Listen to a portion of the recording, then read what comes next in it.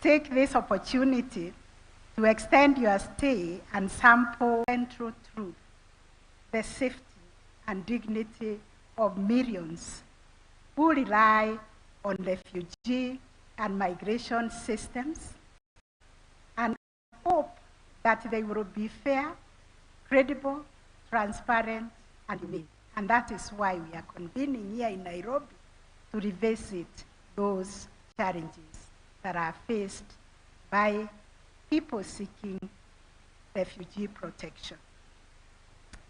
The integrity of the refugee and migration systems is also the bedrock upon which the safety, dignity, and rights of millions of people depend.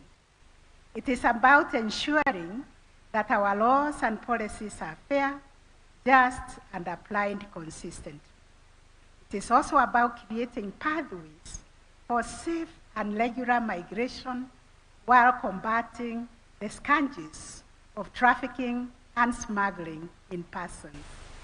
It is about upholding the fundamental principle of non-refoulement and ensuring every individual has access to a fair and efficient asylum procedure.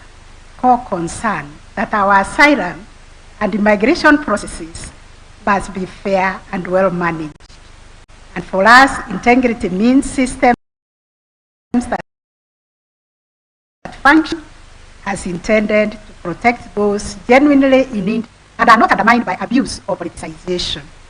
It means systems are in place which can be trusted by the public, that refugees and migrants can approach with confidence, and that those systems are resilient and cannot be manipulated.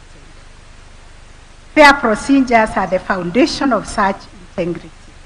Every asylum claim must receive the impartial hearing with due process, the right to appeal, and access to information and counsel. When people are treated with dignity at our borders, and interviews, either at the border or in the courtrooms, are done properly, this engenders confidence in the system, which is strengthened even when the outcomes are not favorable.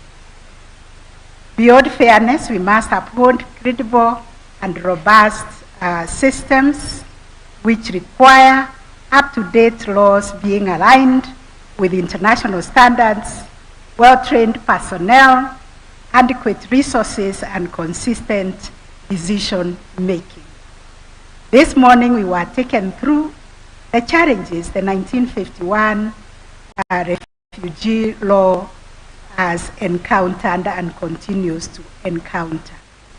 Therefore, weak systems that are full of loopholes and backlog of cases, or that are inconsistent, give outcomes that make the public lose trust.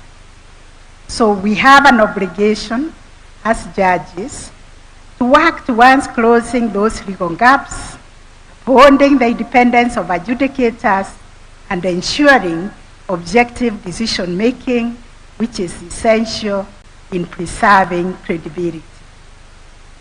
To protect integrity, we also must address questions of the evidence and the credibility of that evidence. Integrity likewise requires transparency and accountability. And this is so given transparency and accountability reinforces public trust. Governments must correct and share accurate data, must also welcome oversight and communicate clearly about challenges such as camp congestion, pressure on the host communities, or delays in processing. Clear fact-based communication is the strongest defense against what we have called misinformation and xenophobia. Here at home in Kenya, our progressive judicial decisions on citizenship, statelessness, and family unity of refugees exemplify how, even when systems are strained, the rule of law must prevail and the judiciary must remain steadfast for ensuring there is justice, humanity, and accountability. It is these judicial decisions that have given credibility to a protective regime and has offered hope to those who otherwise would have nowhere to go. Such jurisprudence demonstrates that the independence and principled judiciary is indispensable to the refugee protection regime. Courts ensure due process, uphold non-refoulement, scrutinize administrative action, and safeguard the rights of the vulnerable. Your Excellency, brother and sister judges and colleagues, ultimately, integrity in refugee and migration system is a global responsibility. No nation can manage on its own forced displacement. Trafficking or irregular migration is also another problem that cannot be tackled by any nation or any institution alone. Therefore, we continue to need each other, regional and international cooperation. We continue to need judicial dialogue and shared standards, which are absolutely essential. Networks as Iarmj strengthen our collective capacity through jurisprudential exchange and peer support. As judges, we are the custodians of justice and human rights by ensuring that laws are applied fairly, by dismantling discrimination, and by protecting the vulnerable. We will be upholding the very foundations of a stable, humane, and democratic societies. Therefore, judges, you need to remain vigilant, you need to remain courageous, and give the millions of people seeking safety and better future hope. As we begin this conference, let us renew our commitment to justice, compassion, and the principled decision-making. Let us learn from each other and strengthen our systems for the good of all who depend on us.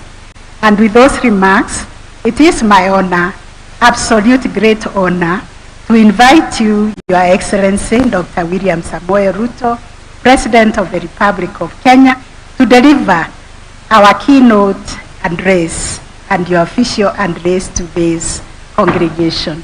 Thank you once again for honoring our invitation. Welcome, Your Excellency.